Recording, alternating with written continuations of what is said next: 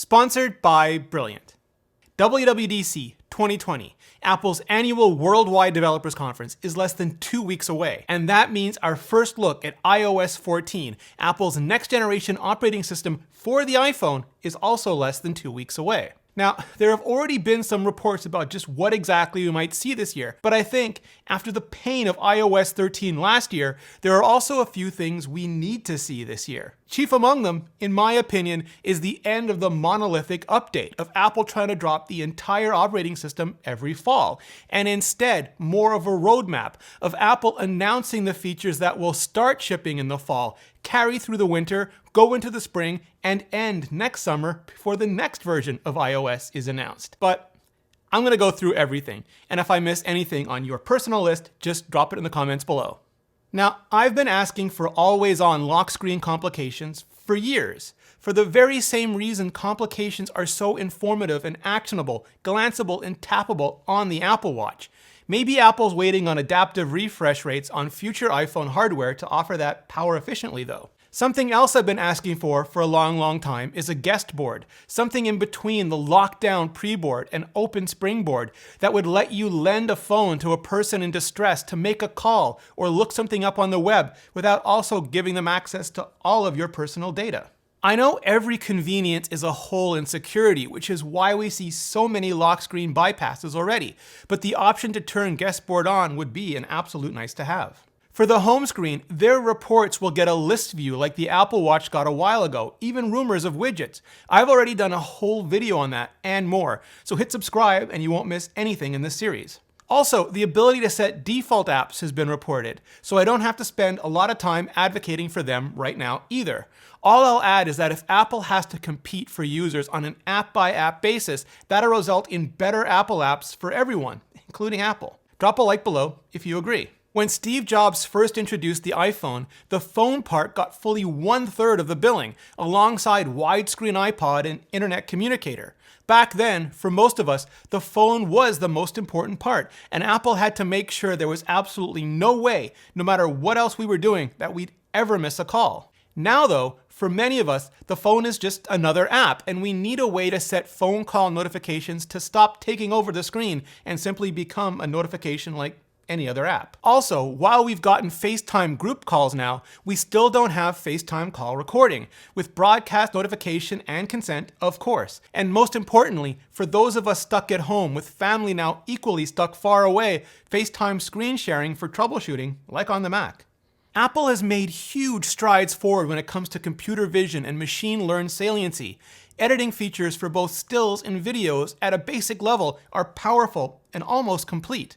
One of the biggest things still lacking though is anonymization. That is to say, the ability to quickly and easily blur or block out the faces of people at risk, or children that shouldn't be shared, even license plate numbers. Apple already has face and scene detection. They need to provide face and scene protection for situations that demand it. Also, the ability to use technologies like Smart HDR on the cameras that support it to do Smart Zoom for when we do need to capture better, cleaner, more color accurate details.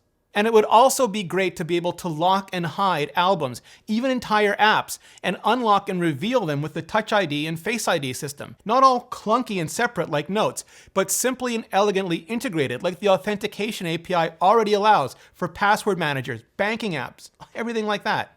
Lastly, I'd love to see the full-on augmented reality camera app that's been rumored for years, but I'm guessing that'll have to wait on LiDAR for the iPhone 12 as well. Now, I know a lot of people want task management features built into Mail, like snooze, or more machine learning to separate signal from noise, and all that's fine. It's great. What I really want is a recognition that Mail is only one of the many modes of modern communications, and that VIP in Mail should move beyond this one single solitary app and become a system-wide, contact-level service so that it can be used to fine-tune notifications for everything. I mean, email VIP sync and phone favorites don't. And why are they separate?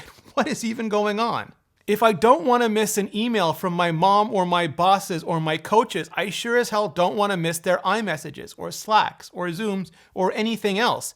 We've been able to set contact level apps for a while now. We should also be able to set notifications and organization priorities within them as well. It's 2020 and you still can't set multiple timers on iOS. Why does Apple not want me to be able to time my pizza and my cookies? This just feels like old technical debt that desperately needs to be paid down. Apple has been steadily improving maps for the last year, though primarily in the US. We just need those better maps to keep propagating internationally, especially things like the crowdsourced traffic data, so people have the choice to not hand their locations over to Google or Waze if they don't want to. The other big thing I'd love to see is augmented reality maps, where you don't just see directions, but you see them superimposed over the real world. Again, that might also be waiting on LiDAR in the iPhone 12, but we'll need it for glasses, so the sooner the beta, the better. I'd also love a CarPlay mode. People buy phones far more frequently than cars. Instead of just locking iOS down in car mode, take a page out of Google's playbook and offer the CarPlay experience on board instead. That way, everyone gets the functionality, even if they can't afford a new car yet. A while back, Apple bought Dark Sky, so I'm guessing that means better hyper-localized weather for everyone eventually, and hopefully internationally. I'd uppercase love, the ability to set notes to plain text. Just let me paste in a link as a URL when I want to and need to. Also, top and bottom apps like there are side-by-side apps on the iPad. Sometimes I just need to take notes while I'm watching a video or reading something on the web, and not being able to do it at all is way more frustrating than just having to do it on a smaller, squarer app window. It tells you so much about the state of an industry when Apple can launch music and TV in over 100 countries on day one, but years and years later, news is still only available in a handful of countries. First, it tells me Apple should at the very least let all of us add any RSS feeds we want to into the news experience. Also, slap down a proper search tab so we can find any article at any time, and integrate with Safari so anything we save to read later can be quickly and easily pulled up in the news app as well. That one's been on my list for years now. If I do a YouTube video on WWDC, while you're watching my video, you'll see MKBHD and iJustine and a bunch of other videos from other creators you may never have heard from before in the sidebar. That's what makes YouTube so powerful as a discovery engine. But if I do a podcast on WWDC, while you're listening, all you're going to see is a list of my previous podcasts. I'd love it if Apple's podcast took a page from Google's YouTube here and showed me Gruber's WWDC podcast, Vitici's, Rocket's, and a bunch of similarly focused episodes from new creators I could discover. Basically, not just artist pages based on shows, but dynamic topical pages based on episodes as well. Apple introduced continuity and handoff in iOS 8 back in 2014. It's 2020 now, and we still don't have real continuity and handoff for media apps. Sure, you can use your iPhone to enter search and passwords on the Apple TV, or tap music over to your HomePod. But what Hollywood devilry is preventing TV, and music for that matter, from just handing off like every other app on the platform? If I'm watching or listening to something on any other device and I need to leave, it should hand off to my iPhone so I can take it with me. When I come home, I should be able to push it off so I can watch or listen to it bigger and better. In other words, it should just work. So should picture-in-picture. I mean, I know the screen is cramped compared to the iPad, but if I want to watch something while taking notes or look up something while on the web, I'd rather do it cramped than just not be able to do it at all. And yet, I know, even if Apple adds it, YouTube probably won't support it, but then at least we can all just yell at YouTube. Right now, fitness features on the iPhone are pretty much limited to showing off whatever you've accomplished on your Apple Watch. But there are reports that the iPhone will actually be getting fitness features of its own this year, namely guided workouts. Companies like Peloton have made a fortune offering services just like this, so it makes the kind of sense that does that Apple would want to expand into that market. And I, for one, can't wait to hear Apple Fitness lead Jay Blahnik just yell out repeatedly, "On your left, on your left." I get that Apple either couldn't or wouldn't corral accessory makers the way they do pretty much everyone else in the ecosystem into letting Apple just control the experience. But years later, and we're still paying the price for home being fragmented across a plethora of vendor apps. And no, Hugh, I don't want you to overwrite all my damn rooms again. Stop it. I would so much love it if Apple would deprecate home control from within vendor apps and move it finally, completely into the Home app, and then make it rock solid. Let vendor apps do things like offer control for accessories that don't otherwise work with HomeKit, but only Alexa or Google. Give them that. Safari will be getting an auto translation feature, which is great for people who just prefer not to use Google's. But even higher on my list, and while I'm not blaming Safari for this, I am blaming the misuse and abuse of its WebView offshoots. Whatever is happening with universal links, which are supposed to let you tap a YouTube or Insta URL in Twitter and go to the YouTube or Insta app, or all the vice versa, and not be held prisoner in any of their web views, just hasn't worked for a while now, and it really needs to be fixed, or re-engineered, or simply enforced.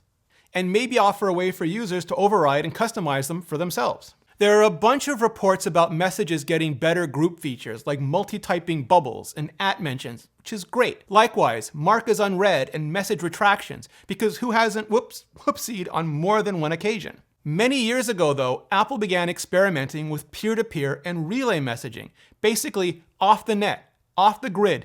Even if a disaster takes down the net and grid, you could still use ad hoc Wi-Fi and Bluetooth to communicate with other people, from people to people. Given the recent advances with everything from the Find My network to COVID-19 tracking APIs, and the increased need for people to have safe, secure, resilient, and rugged ways to communicate with each other, it'd be great if messages offered in offline mode just like that. Okay, so I'm going to save my Siri list for now, because I think it's big enough and important enough to warrant its own video. Hit that bell gizmo so you'll be alerted as soon as it goes live. But basically, I think Siri OS is the future, and as much as Apple's Silicon team has been key to their success over the last decade, their machine learning team will be just as key to the next decade. And right now, there's just no indication they've stopped fumbling that particular ball, never mind started picking it up and running with it again. If you want to help out with that, check out Brilliant. Here's an example from their neural networks course. You have to find your keys, but your room is just hella messy. As you look, your wall tiles change colors, revealing how close or far away you are from the last guess. Even if you have no clear indication how to structure your guesses, you can still get better round after round, figuring out your strategy based on the feedback and finding your keys in surprisingly few guesses. That's because Brilliance is teaching you the most complex of concepts by breaking them up into bite-sized, understandable chunks. You start by having fun with their interactive explorations, but over time, you'll be amazed at what you can learn.